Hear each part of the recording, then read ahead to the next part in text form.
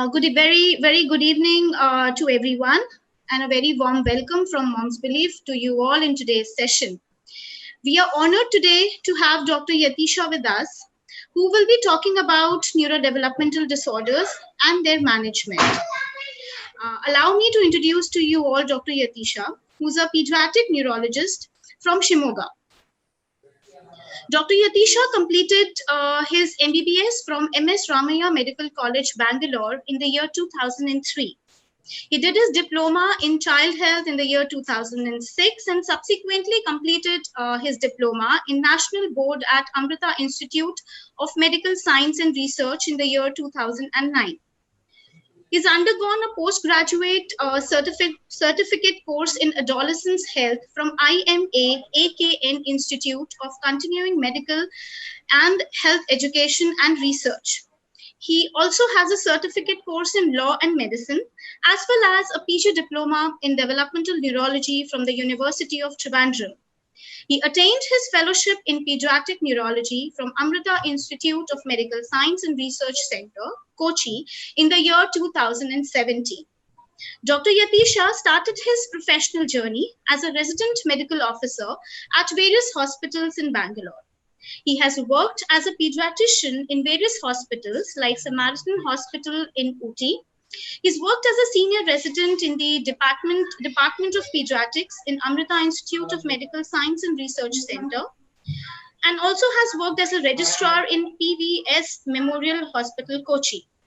Not just this, he's worked as a consultant pediatrician in TSS Hospital, Sirsi, and Vatsalya Hospital, Shimoga for now more than 5 years.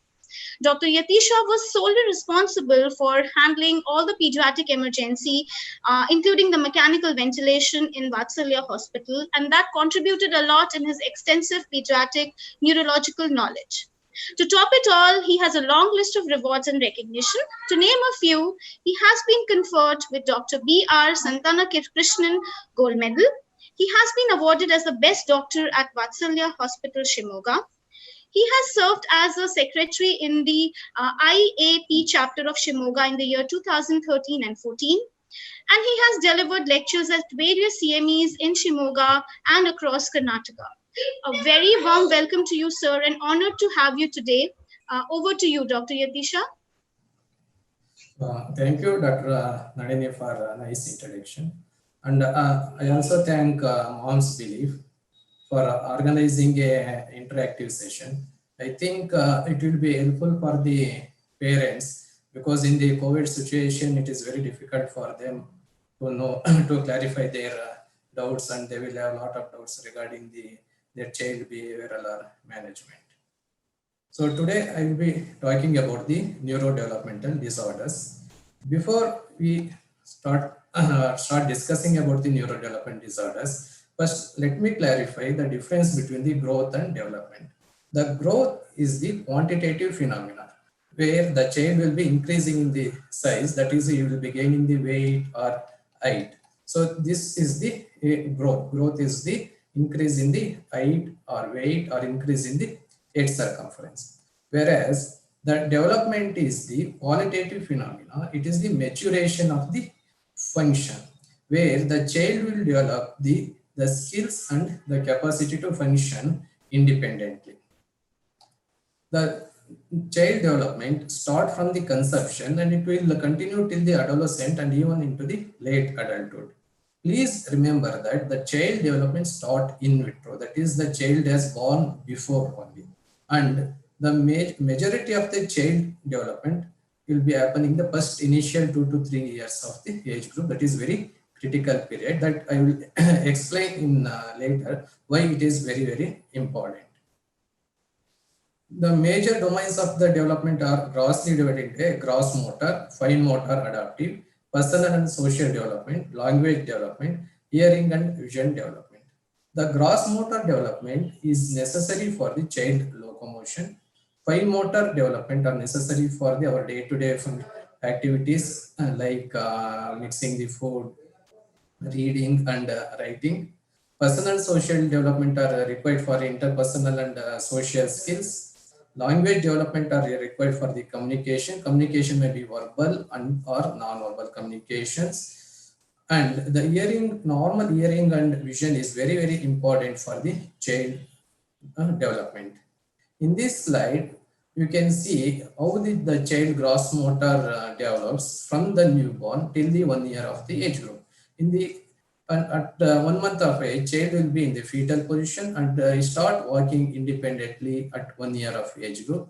In this slide, you can see how the child starts reaching for the object, transferring the object, hand-mouth coordination, hand-eye coordination, ultimately resulting in self-feeding, self-playing, dressing, undressing, and the skills necessary for the reading and writing. And the social development also occurring simultaneously. It will start around 2 months of age group in the form of social smile, stranger anxiety at 6 months, and responding to name by 1 year of age group, and identifying the family members between 15 to 18 months of age group. The communication means sharing or receiving of information, ideas, feelings, or messages between two or more people. It may be verbal or non-verbal, as I already mentioned. These include speech, writing, facial expression, and gestures. The speech milestone starts by 3 months of age in the form of cooing, monosyllables at 4 to 6 months of age group, and true word at 1 year, 10 to 15 vocabulary at 18 months of age group, 2-word sentences at 2 years, and 3-word sentences at 3 years. Even though you have assessed or defined the child development in different domains, they are occurring concurrently. The child development in one domain will be influenced by the development in the other domain. Finally, the wholly dependent and reactive infant will become a proactive and relatively independent child at the school entry. Please remember, the child development is a dynamic process, which is a complex interplay between the genetic and the environmental factors. We need to know the developmental milestones because we have to know whether the child is developing normally or not. If the child is not developing normally, in which area he is delayed, to know the exact reason or type of his developmental delay, to identify the cause for referral to appropriate rehabilitation services and management of the associated comorbidities. So we can assess the child development using the various screening chart. These are easily available in the online. They are varying from a simple screening chart to the detailed developmental assessment by using the de novo developmental screening chart. So now come to the developmental delay. So developmental delay is one of the most commonest problem we encountered in the pediatric neurology practice. The prevalence varies across the different regions from 1 to 3% even to the 6 to 8%. This slide shows the various causes of the developmental delay. I have shown this slide so just to tell you that the developmental delay is just a symptom. It is not a diagnosis. And the developmental delay will be happening because of the so many causes, the varying from hereditary factor to the acquired factor and environmental factor. Sometimes even after the extensive investigations, you will not be able to know the causes in about 30% of the cases. All developmental delays are now broadly grouped under one entity called neurodevelopmental disorders. These include global developmental delay, intellectual disability, cerebral palsy, visual impairment, hearing impairment, attention deficit and hyperactive disorder, autism spectrum disorder, communication disorder, and learning disorders. Now we will go one by one. The global developmental delay means if the child is delayed in more than 2 domains of the development, we will call it as a global developmental delay. For example, if the child is delayed in gross motor and cognition, or cognition and language, or language and personal, it is called a global. Global need not to be in all domains. If the child has delayed in more than 2 domains of the development, we will call them as a global developmental delay. The global developmental delay is a very non-specific entity. because in younger age group, especially in less than 5 years, it is very difficult to characterize the exact phenotype. Sometimes the learning disability can mimic as a global developmental delay, and autism also or ADHD also they will have coexisting global developmental delays. So in children less than 5 years of age group, we use the term global developmental delay. As the child grows and his clinical phenotype becomes better, and once you are able to assess his IQ, you will categorize this global developmental delays into the various neurodevelopmental disorders I have explained previously. Now the term used for global developmental delay is the intellectual disability rather than mental retardation after the 4 years of the age group. In children with intellectual disability, they will have deficit in the language, attention, memory, reasoning, judging, and academics. So in total, they will deficit in the understanding or in the cognitive functions in the with or without the delay in the other domains. This leads to their limited functioning in the daily life activities and failure to meet the personal independence and social responsibilities. And the kids with the developmental disability, we like to see them, they will learn to talk late in their life. There is slow development of pre-academic skills like scribbling, matching the forms, letters, recognizing the logos, copying the vertical or horizontal strokes, difficulty in understanding social cues and social rules, trouble in regulating, monitoring the emotions and behavior, and they will have very difficulty in telling the time and understand the concept of the money. These are all the various problems we will encounter in the children with the intellectual disabilities or the older term mental retardation. Now we will move on to the motor delay. The motor delay or development or delay in the motor skills may be due to various factors like cerebral palsy, ataxia, spinal problem, or neuromuscular problem. The cerebral palsy is the most commonest cause of the motor delay. It is in a heterogeneous group, which means to say even though the core symptom or main symptom is they will have delay in the motor skills. In addition to their delay in the motor skills, they will also have a disturbance of sensation, perception, cognition, communication, and behavioral changes. They will have seizures and they will have musculoskeletal problem. And it is the most commonest cause of the delayed motor skills. The cerebral palsy are divided into the various types. There are various methods of classifying the cerebral palsy. Either they will be spastic. Spastic means they will have very stiff limbs. Dyskinetic. Dyskinetic means they will have abnormal and involuntary movement. Ataxic. Ataxic means they will have difficulty in balancing. The spastic type of CP is again classified into the hemiplegic. Hemiplegic means they will have difficult or difficult or in motor movement in one side of the body involving the upper and lower limb. Whereas in diplegic, they will have stiffness in the lower limbs. Quadriplegic, they will have stiffness or paucity of the movements in all the four limbs. Dyskinetic is again divided into a athetoid and dystonic. Again, these are the two different types of the abnormal movements. And this cerebral palsy is caused by the factors which affect the child growth before the birth, during the birth, or the after the birth. There are various causes which which causes the cerebral palsy. Thus, all motor delay are not cerebral palsy. So I want to tell you all the parents that if the child is delayed in a motor skills, please don't think that your child is having a cerebral palsy. In addition to the cerebral palsy, there are other neurometabolic causes, neurogenetic causes, and neurodegenerative causes which can also produce the motor delay. We need to differentiate the cerebral palsy from the other causes because some of the causes may be treatable and they will have different prognostications. In our society, it is very common that if the child is having a delayed in development in any domains, they will have a tendency to wait because the neighbor kid has started walking late, or their relatives have started talking late. So they will have their own conception about the development.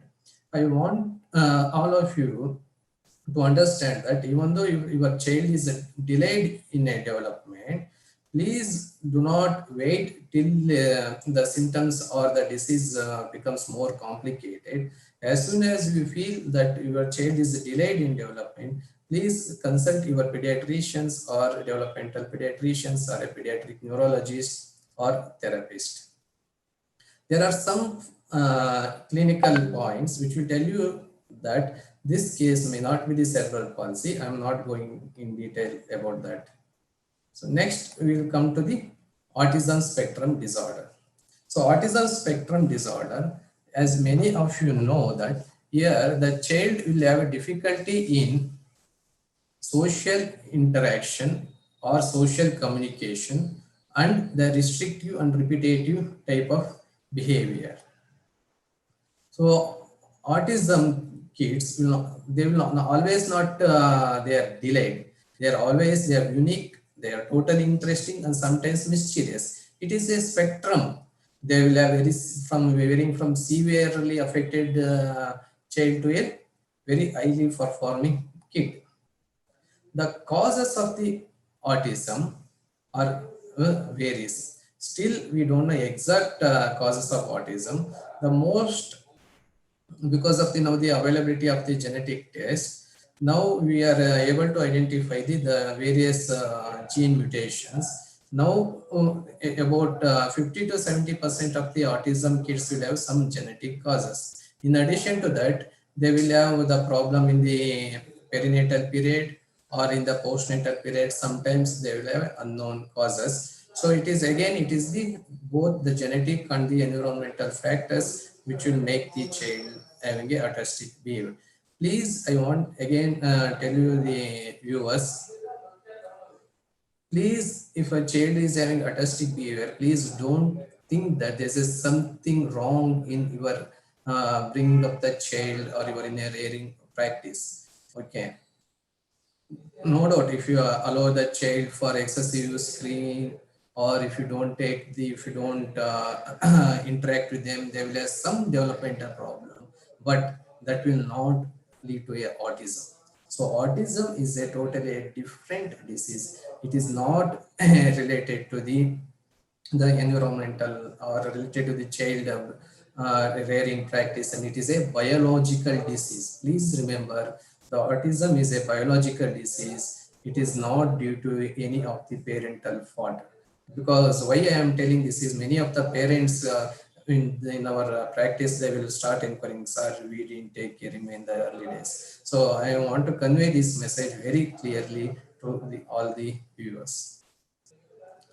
So the clinic or the symptoms of autism includes from the poor eye contact, no social smile, to no babbling, pointing at 12 months of age, no one word at 16 months of age, no two word at 24 months of age, and some will have a loss of skills, that will, especially they will have a language regression. They will not they will initially they will be talking 2 to 3 words, they will lose that also. Not responding to sound, voice or name, that will they behave as a deaf. Not showing items or sharing interest. So in simple words, if the child is behaving like as if he is in his own world, or if the child is behaving like a deaf and mute, there you have to raise the concern whether the child is having a autism futures or not. In addition to the core symptom of the social communication and a repetitive behavior, the autism kids will have associated other manifestations. They will include intellectual disability, seizures, sleep deficits, mood disorders, anxiety disorders, and hyperactivity. So autism, in addition to the core autism features, it may be associated with the other neurological symptoms.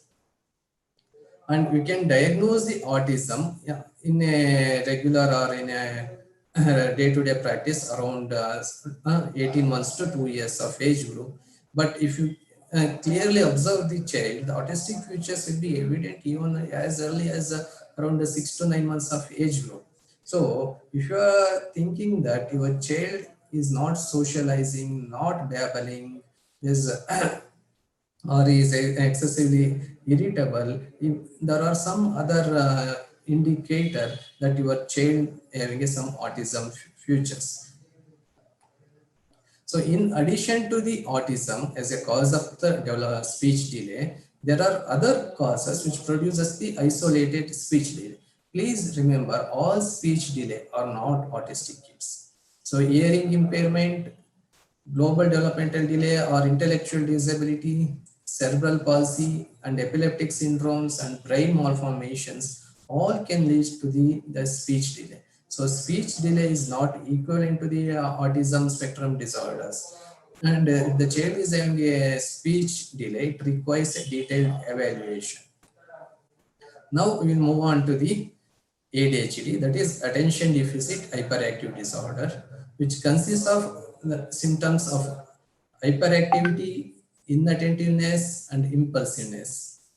They will have to call a child as ADHD.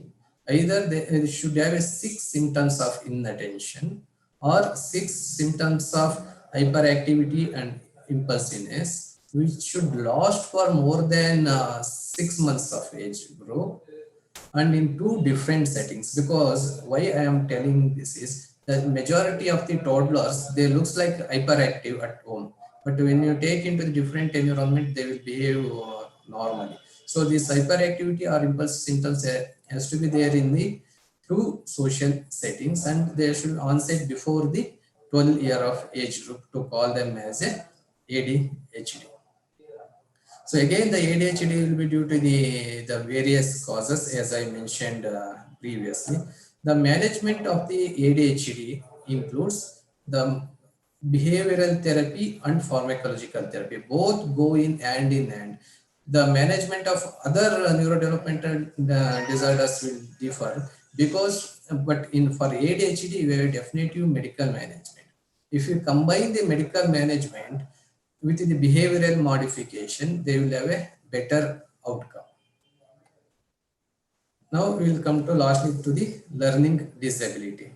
So learning disability, and to make it simple, if in spite of good cognitive function, or in spite of you think that your child is normal in his motor development, normal is in speech, and normal is in answering other things, but if he is having a scholastic performance out of proportion means if he is studying in the 7th standard and if his scholastic performance are below the 5th grade in reading, writing, or calculation, we call him as a learning disability. So learning disability, again, it is in a biological diseases. The most common type of learning disability is the dyslexia, that is they will have a difficulty writing. That is the most common cause of the learning disability. So learning disability is a different from the intellectual disability.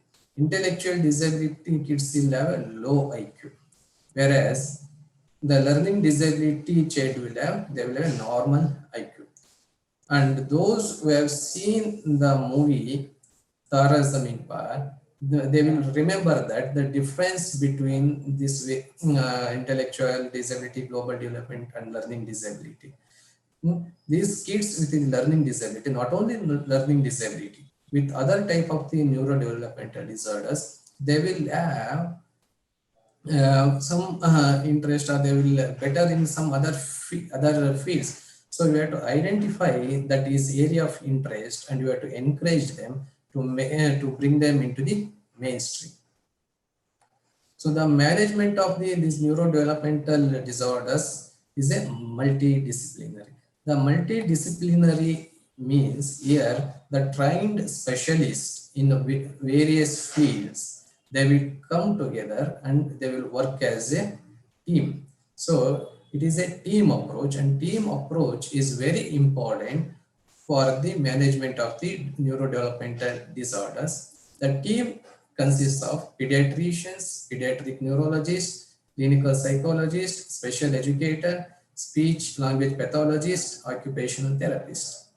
And the main backbone of the team are the parents. The parents has to be motivated and dedicated to make this rehabilitative service successful, which is fully supported by the family and community. Again, in our society, it is very common because they will think that it will become normal after a certain period of the time.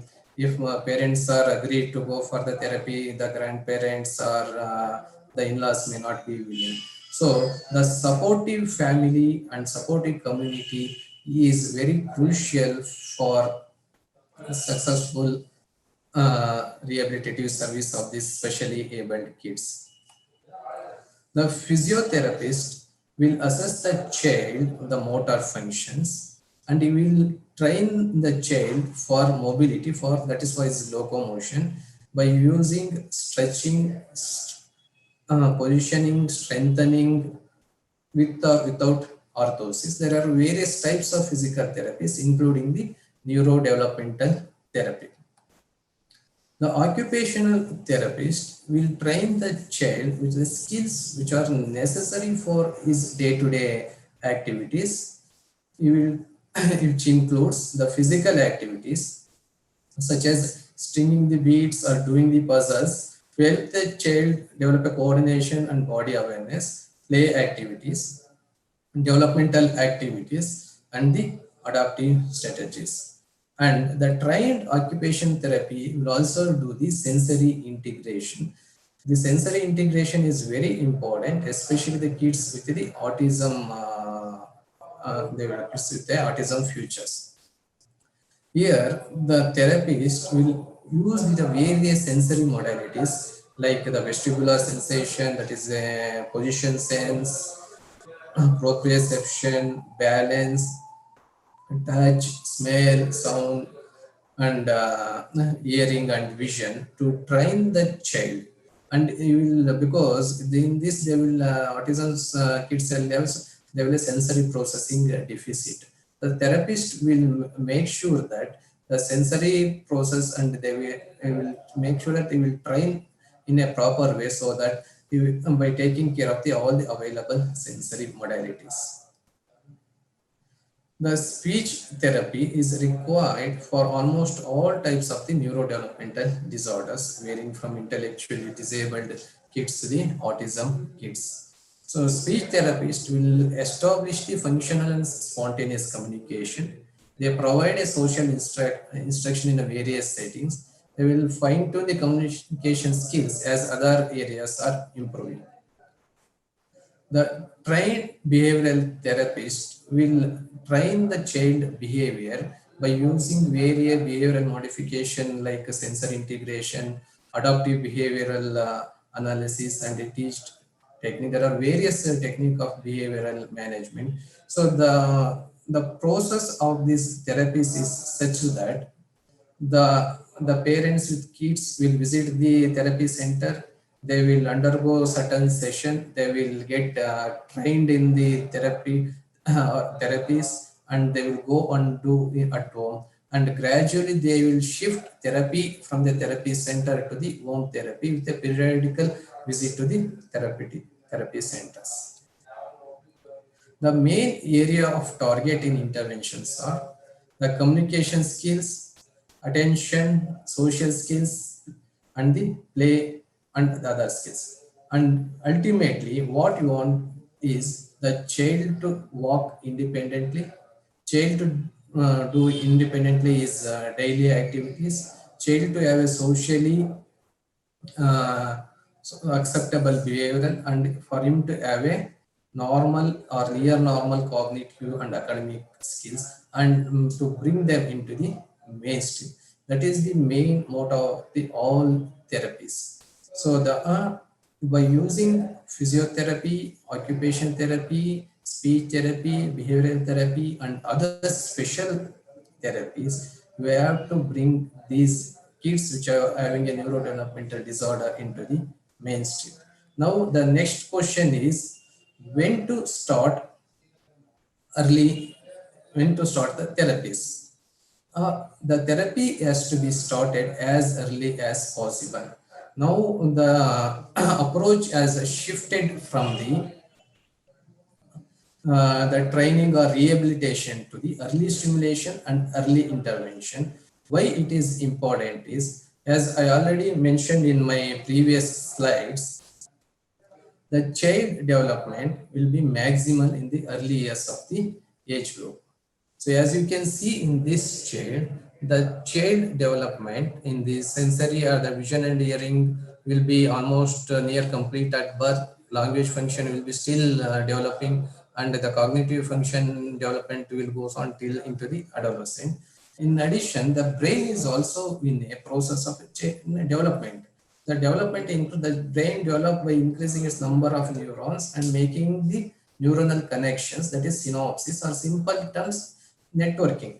See, the cells in our brain, they will remain because the child development will be happening in the early years in the terms of the number of neurons and number of synapses, that is the networking.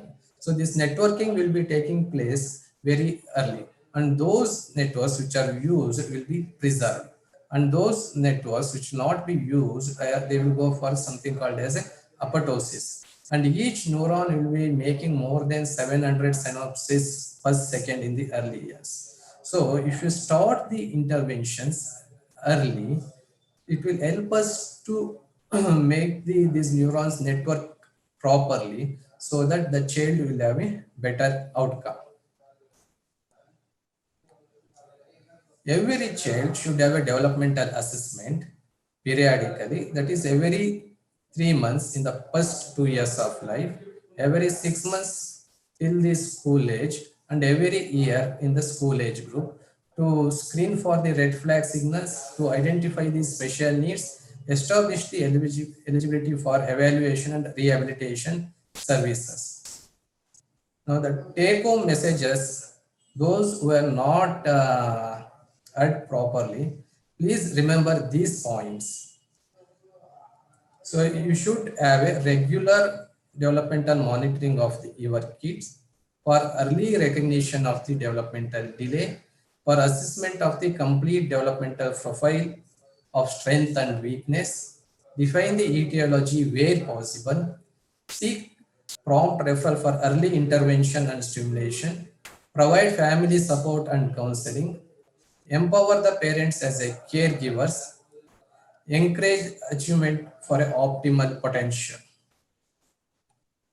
Thank you. So sorry for that voice problem. I think we have some question in the chat box. I would like to read that for you, sir. So Ms. Rachna Pathak wants to ask, my child is of age 5 and suffering from ADHD and autism spectrum. Giving milk is good or not? What to give as diet that has nutrition but keeps the energy low? Would you like to address this answer? Yeah, sure. Yeah. So the voice is audible and clear? Hello? I think yes, I think it is. It is audible now. Yeah. So the child for these kids with the neurodevelopmental disorders, there are various diet therapies you may be see in the internet, but none of them have a proved benefits. Okay, so if you can give the milk and milk product, definitely there is no contraindication for giving the milk or milk products for the kids affected with the autism or ADHD. Okay, thank you, sir. There's another question I can see. So Mr. Amrut Mishra wants to ask, for ADHD medical with behavior means question mark, what medical types and any medicines or what? So Yeah, see, in the biology of the ADHD is, so if you see the ADHD kids, they will be hyperactive and they will be impulsive. Okay, so if you see the biological process where in the there will be deficit in the neurotransmitters.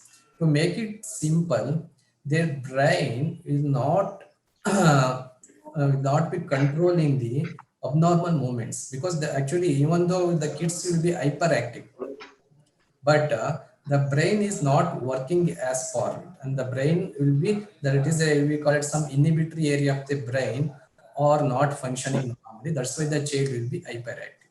So for in the kids with the ADHD, we will give a medications called stimulants.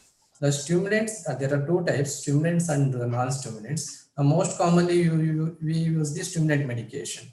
The stimulant medication will stimulate the brain, especially those inhibitory part of the brain. They will be stimulating that part by increasing the neurotransmitter. So that will help to control the child hyperactive symptoms and impulsive symptoms.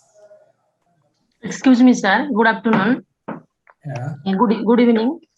Actually means ADHD means something is their mood. Means sometimes my child is 6 years old. He has ASD and ADHD also. ADHD means he is not interested in sitting during the study time or in the class, and school complaints. So another thing is sometimes he writes well, suppose 2-3 pages, and sometimes he's not writing. Whether he knows the answer, then not writing. Means I think that depends upon mood. So in case of ADHD also, that depends upon mood, or it is any other abnormal or what? See, the ADHD, if you, it is that there is a no, I don't know what for the mood you are mentioning. So basically, they will have difficulty in controlling by themselves. So they will not able to sit in one place. They will not able to concentrate for a particular period of time. They will be inattentive. They want always to move from one place to the another place, and majority of the ADHD kids will have their IQ will be normal. Some may be having a deficit in IQ, but majority will be having a normal IQ. But I feel that you told learning disability. Sometimes I means suppose addition. He can do means learning disability is also present. I think in my son. Yeah, ADHD kids may be having associated learning disability, and that sometimes because of the learning disabled kids, because of their learning problems, it may mimic as a ADHD. Mimic as?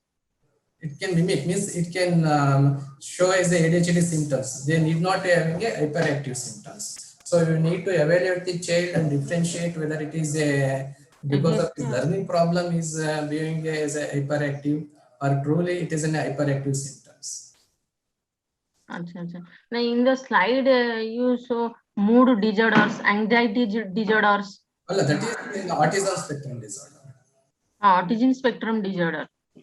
Is the medical means, is it better to medicate for ADHD? Give medicine? For ASD, there are, we will give you the medication to control his hyperactive symptoms and his irritable symptoms. As such, there are no, like for ADHD, there are no modifiable drugs for autism. Means no medicine for autism, but we can just slow the for hyperactive by medicine. Associated hyperactive symptoms, or is having irritable symptoms, we can use the medications.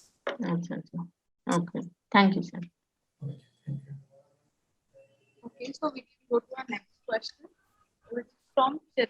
Chiranjeevi, and he's asking about food for ADHD. Food. Hello, it was not audible. Hello. Sir, am I audible now? Hello. Yeah, continue, madam. Yeah.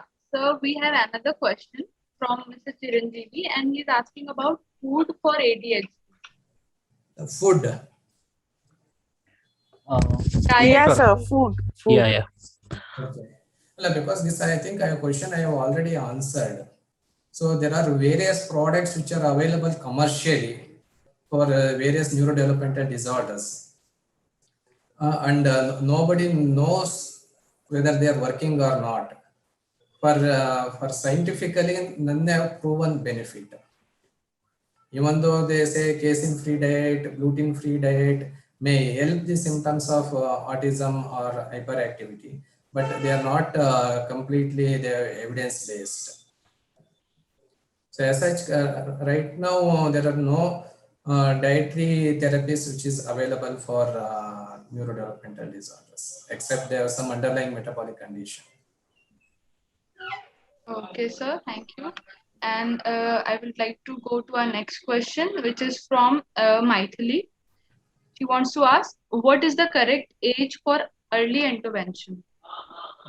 Yeah, I think I've already clarified this. See, there is no age group for the early interventions, and because if you feel if your child is having deviating from his normal developmental domain, so we have to start the interventions. Pending is diagnosis, means is a clinical diagnosis and is etiological diagnosis. Start intervention early. So because the diagnosis to establish his diagnosis and to prove the underlying etiology, it will take time. So don't instead of buying the time, so you have to start the intervention as early as possible according to his symptoms. I don't think there is any early age group for the early intervention program. There is something called early stimulations. We can start stimulation even from the birth. So depending upon the child behavior, we can start either early stimulations or early interventions, but why you should not postpone them. Okay. Sir. The next question is from Mr. Kavish, and he wants to ask, my child is 4.5 years. He is not having autism, CP, or ADHD, bit motor delays, how to treat. He is having gross motor and fine motor delays. Please suggest something. See, they are asking that the child is having a motor skills delay. Okay. So the motor skill delay is always need not to be a cerebral palsy. If other domains like speech and his social interactions are not problem.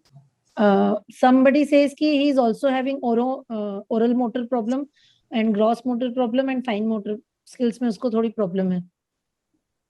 Yeah, no. So basically the child is having a motor issues. Ji. Yeah. So if the child is having a motor issue and if you feel it is not cerebral palsy, so it is better to consult the pediatricians or pediatric neurologists.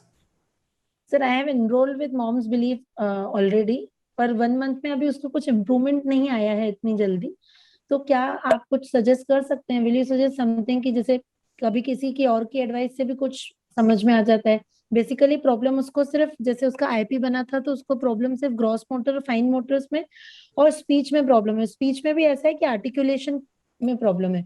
बाकी वो बोलता पूरा है, but उसने कुछ Hindi consonants में से 7-8 alphabets में से ही उसने अपनी पूरी लैंग्वेज बना ली है. वो हर जगह उसी 7-8 अल्फाबेट को यूज करता है.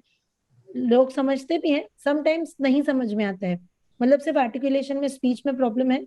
और जैसे अपने डेली रूटीन वर्क्स करने में कर लेता है पर उतना प्रॉपर नहीं करता है. And while writing he uses his 4 fingers. उसकी ग्रिपिंग प्रॉपर नहीं है. जैसे कपड़े वगैरह पहनता है तो जैसे अगर अपनी पैंट्स पहन रहा है तो प्रॉपरली अप नहीं कर पाता है. बाकी ही smart enough for everything.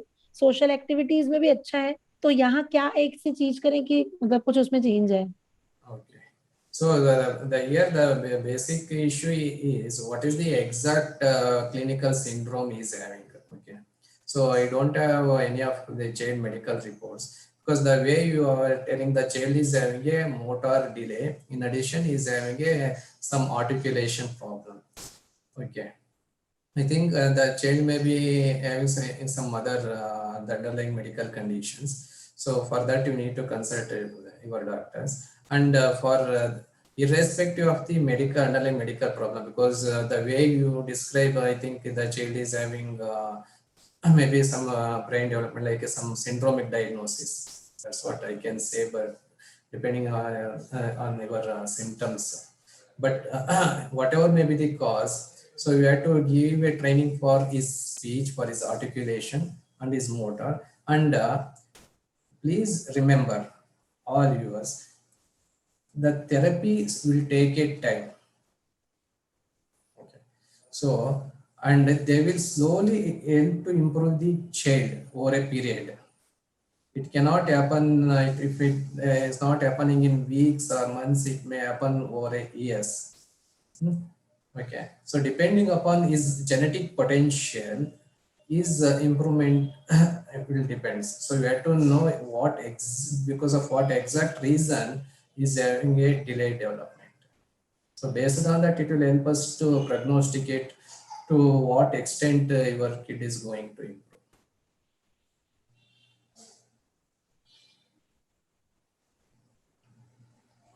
Okay, I hope you have got your answer, ma'am. The next question is from Piyush. Is there any role of L-carnosine suspension in case of ADHD? I didn't get you. So the question is written there. Is there any role of L-carnosine suspension in case of ADHD? You can read in the chat box, if you can see, from Piyush.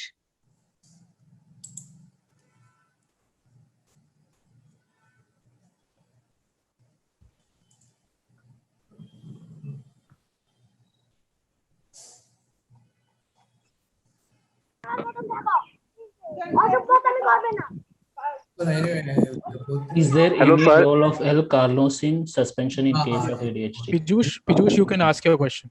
Yeah. Okay. So Sir, can you listen me? Hello. Am I audible? Yes, you are. Please ask a question. Okay. Is there any role of L-carnosine suspension? Just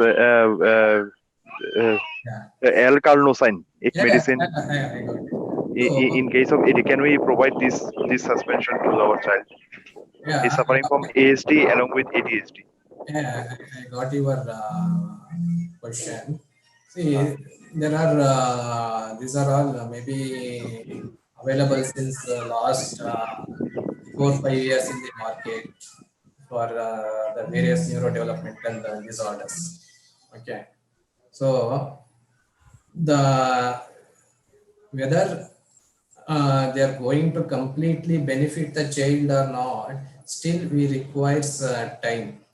It is unlike the stimulant medication where they have proven themselves. This L-carnitine and the DHA and other the food supplements, we should have a very vigorous randomized clinical studies before recommending them as for the treatment.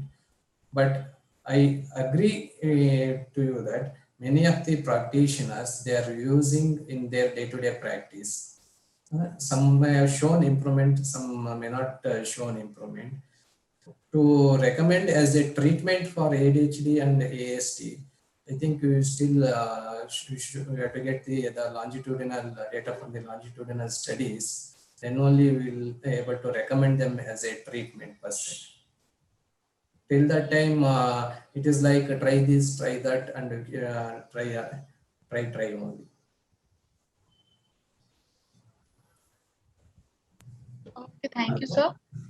We have another question from Ivan's mother. She wants to ask, my son has MPPH and GDD. He is taking Valparin from last 2 years. How does that affect growth otherwise? Also, do these medicines cause any sleepiness while he is doing exercise? Yes. My MPPH and GD. My MPPH is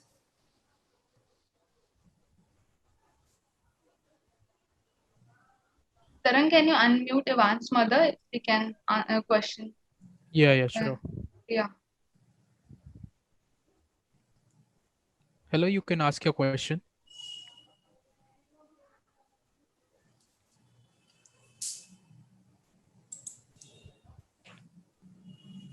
Hello. Think, yeah. Hello. Yeah. Can I know what is Yes. what do you mean by MPPH? So yes, sir. MPPH. So this is a very rare syndrome.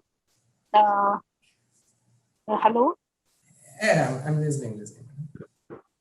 Okay. Yes, sir. So this is a very rare syndrome. This is megalencephaly polymicrogyria polydactyly hydrocephalus. Okay. So I mean, sir, he has 6 digits, both on hands and on toes, in toes, sir, and also he has. I got your question. So basically, your child is having the syndromic diagnosis. Yes, sir. Because of for his seizures, your doctors have prescribed Valparin. Sir, actually, sir, before going to the seizures thing, sir, whenever, sir, actually, I'm also a medico. Sir, whenever I was told that he is having seizures, sir, I was also told that seizure is something which can be controlled, or which can't be controlled, or which can't be, I mean, stopped if the child is having it. But in case of Ivan, sir, this is like if he's listening to some new voices, like the voice of pressure cooker or something, he used to show the thing like motor reflex or something. Sir, the moment got used to those voices, and also, sir, whenever I find that he's going to get scared of that voice. If I hug him tightly, he never get those seizures. Sir, I mean, I'm always confused about this thing.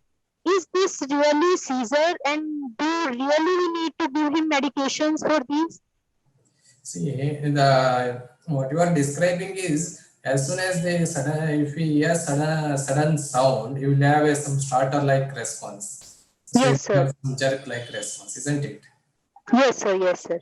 So that maybe it is called as a hyperacusis. The hyperacusis maybe is having so many causes. Those kids with having the brain developmental problem can have hyperacusis. And it may be a seizures or it may not be a seizures. For that, we have to do a video EEG and capture those events and see whether those events are associated with the EEG changes or not. If those events are associated with the EEG, that is epileptic activity, then can take them as seizures. But invariably, if the child is having a brain developmental problem, these kind of symptoms will be having a seizures. Okay, sir. Also, sir, like you also asked me that what is MPPH, sir. Actually, I purposefully wrote MPPH just to know that why many people don't know about this, sir. If sir, See, these syndromes are very rare. So, sir, how to go about it? I mean, sir, I mean, how to go about it? How to find what can be the prognosis? What can be the precautions I can take as a mother? And I think it is better to consult with the nearby pediatric neurologist. I think if you have already made a genetic syndromic diagnosis, they will be in a better position to explain the prognosis. So it will be, if I say something to the video or like in this conference, the prognosis and other thing, it is very difficult to counsel. So I think better you can consult neurologist, pediatric neurologist near to or a genetic neurologist. Oh, okay, sir. Sir, also like my question says, sir, these medicines like Valparin or Pacitine or everything, sir, do these medicines cause sleepiness or do they hinder his, I mean, progress with exercises or something? See, the Valparin is a antiepileptic and it is a pretty safe drug. Okay, It's sir. having a side effects, but usually it will not affect the growth. So it will have other side effects. Okay, and also, sir, is there something like beyond 5 years, the mental growth doesn't grow with that pace? Or, I mean, should we hurriedly go about it that if he is now 3.2 and we need to reach certain levels till 5 years of age? I think we're having a lot of doubt, so we can take it separately. Okay, sir. So I'm sharing one Gmail ID on the chat box. If you have any query regarding, so you can directly mail to us.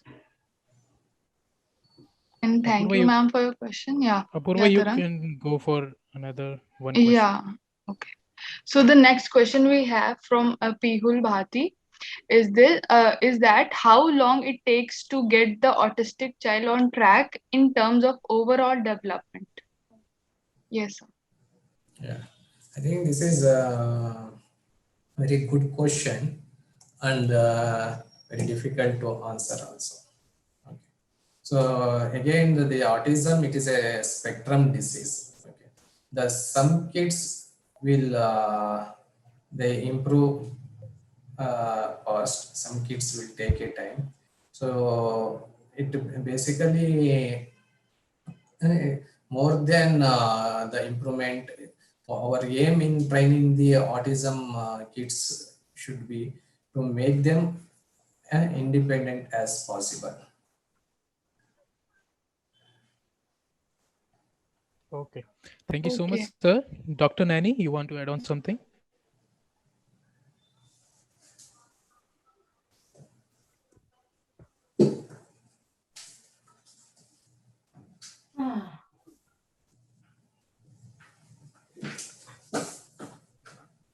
Tarang, I think Dr. Naini is on another call. So I think we are done with all the questions. So anybody has any other questions to ask?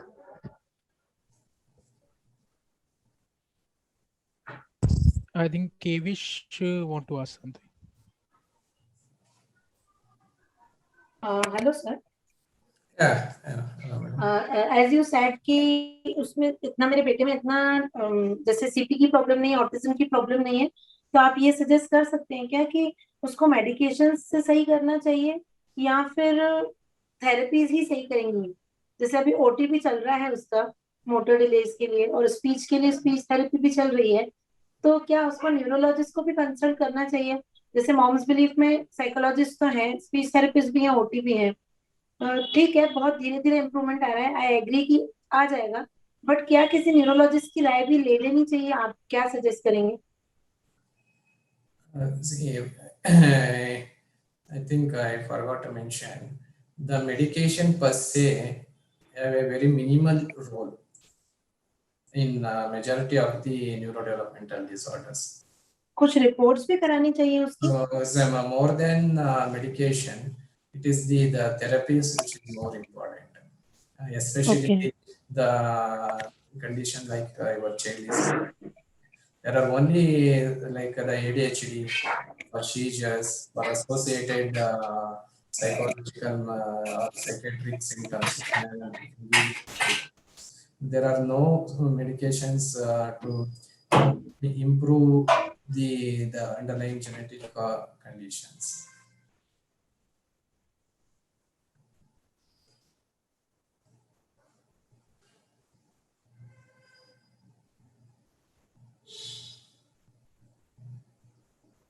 Okay, thank you, sir. I think we have exceeded our timeline. So I would like to end this session for today. Thank you so much, sir, for your wonderful and informative session. And thank you to all the parents and professionals for joining with us today. Thank you and have a good day. Thank you. Thank you. Thank you, Dr. For Ratish. organizing this interactive webinar. Yeah, thank you so much. Thank you for your valuable time. Thanks the parents, those who have been participated in this session. I hope it would benefit some way, definitely for sure. So for any queries, so we have put a email ID like query@momsbelief, so you can get in touch with us. So we'll try to address if any further queries for sure. Thank you, sir. Thank you all the participants for joining. Have a good day. Have a good day. Bye-bye.